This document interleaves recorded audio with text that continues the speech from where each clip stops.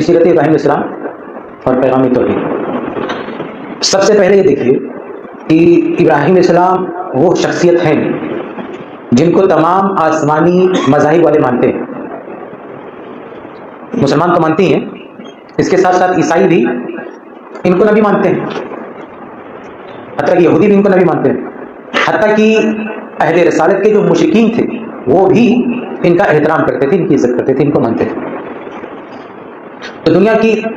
ایک بڑی تعداد ان کو مانتی ہے، نبی مانتی ہے، بزرگ مانتی ہے، امام مانتی ہے۔ یہ اور بات ہے کہ صحیح معنوں میں ان کو ماننے کا دعویٰ کرنے کا حق صرف مسلمانوں کو ہے، باقی لوگ اس طرح نہیں مانتے جس طرح ابراہیم السلام کو ماننا چاہیے۔ لیکن یہ اپنی جگہ پر حقیقت ہے کہ بڑے وسیع پیمانے پر کئی مذاہب والے ابراہیم السلام کو مانتے ہیں۔ اب ذرا غور کیجئے کہ ایک وقت تھا ابراہیم السلام اپنے علاقے میں تنہا اکیلے توحید کے داعی تھے، ان کی عزت و احترام کرنے والا کوئی نہیں تھا۔ آج صورتحال یہ ہے کہ بڑے بڑے آسمانی مذاہب احترام سے ان کا نام لیتے ہیں، عزت سے ان کا نام لیتے ہیں، مسلمانوں کے تو دلوں میں بستے ہیں۔ ان کا بنایا ہوا خانہ کعبہ پوری دنیا کے اہل توحید کا مرکز ہے۔ آپ ذرا غور کریں، پوری اسلامی تاریخ آپ پڑھیں گے، اہل توحید کی تاریخ پڑھیں گے تو آپ کو یہی دکھے گا کہ اپنے دور میں، اپنے زمانے میں وہ ستائے ہوئے ہوتے ہیں، وہ توحید کی دعوت دے کر دنیا سے چلے جاتے ہیں، لیکن ان کی دعوت کبھی مردہ نہیں ہوتی، پھلتی پھولتی رہتی ہے۔ اور ایک وقت آتا ہے کہ آنے والی نسلیں حسرت کرتی ہیں، رش کرتی ہیں کہ کاش ہم ان کی زندگی میں ہوتے، کاش ہم نے ان کو دیکھا ہوتا۔ اللہ کے نبی صلی اللہ علیہ وسلم کا معاملہ دیکھیں، ان کے گھر والوں نے مخالفت کی، سب سے پہلے مخالفت گھر کی طرف سے ہوئی، علاقہ وطن چھوڑنا پڑا، لیکن آج پوری دنیا میں اسلام کا بول بالا ہے، دنیا کے چپے چپے میں اللہ اور اس کے رسول کا نام ہے۔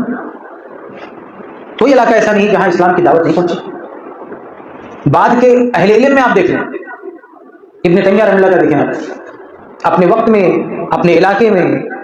کس طرح سے لوگ ان کے خلاف تھے، ان کو قید میں ڈالا گیا، کتنا ستایا گیا، لیکن آج دنیا کے کونے کونے میں ان کا نام لیا جاتا ہے۔ تو یہ توحید کی برکت ہے کہ ابراہیم علیہ السلام اپنے وقت میں بہت تنہا محسوس کرتے تھے، لیکن پھر توحید کی برکت سے آج دیکھیں کہ جگہ جگہ ان کا نام ہے، آج سارے آسمانی مذاہب والے ان کی عزت کرتے ہیں، ان کا احترام کرتے ہیں۔ اور ان کے اس احترام کی وجہ سے اللہ تبارک و تعالیٰ نے قرآن میں جگہ جگہ ان کا نام لیا تاکہ لوگ ان کے حوالے سے حق کی طرف آئیں۔ جیسے اللہ کے نبی صلی اللہ علیہ وسلم کو سمجھتے تھے کہ ہمارے درمیان میں پیدا ہوئی، ان کو اتنی عزت نہیں دیتے تھے مشرکین کفار،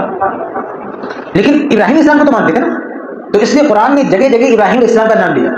کہ بھئی کوئی نئی دعوت نہیں ہے محمد صلی اللہ علیہ وسلم کی، ابراہیم السلام کی دعوت ہے، ان کی دعوت توحید ہے۔ سورہ آل عمران میں اللہ نے کہا یا اہل الکتاب لما تحاجون فی ابراہیم، اے اہل کتاب ابراہیم کی دعوت پر حجت کیوں کرتے ہو، ابراہیم السلام کو کتنی مانتے ہو؟ تو یہ جو محمد صلی اللہ علیہ وسلم دعوت لے کر آئے ہیں وہ ابراہیم السلام کی دعوت ہے۔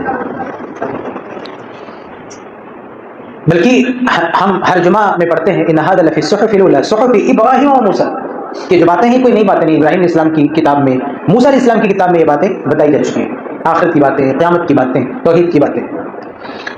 بلکہ اللہ تعالیٰ نے یہاں تک کہا سورہ ممتحنہ میں قد كانت لكم اسوة حسنة في ابراہیم، کہ تمہارے لیے ابراہیم علیہ السلام کی زندگی میں بہترین اسوہ ہے۔ یہ بات اللہ کے رسول کے بارے میں کہی گئی قرآن میں کہ اللہ کے رسول صلی اللہ علیہ وسلم کی زندگی میں تمہارے لیے اسوہ ہے، اور یہی بات اسی قرآن میں ابراہیم علیہ السلام کے بارے میں بھی کہی گئی ہے کہ اے مسلمانوں ابراہیم علیہ السلام کی زندگی میں بھی تمہارے لیے بہترین اسوہ ہے۔ تو یہ تو ابراہیم علیہ السلام کی شخصیت کی اہمیت ہوگی کہ اللہ نے توحید کی برکت سے انہیں کتنا بڑا مقام عطا فرمایا، ان کی پوری زندگی کو ہمارے لیے اسوہ بنا دیا۔ جیسے نبی صلی اللہ علیہ وسلم کی زندگی ہمارے لیے اسوہ ہے، ایسے ابراہیم علیہ السلام کی زندگی بھی ہمارے لیے اسوہ ہے۔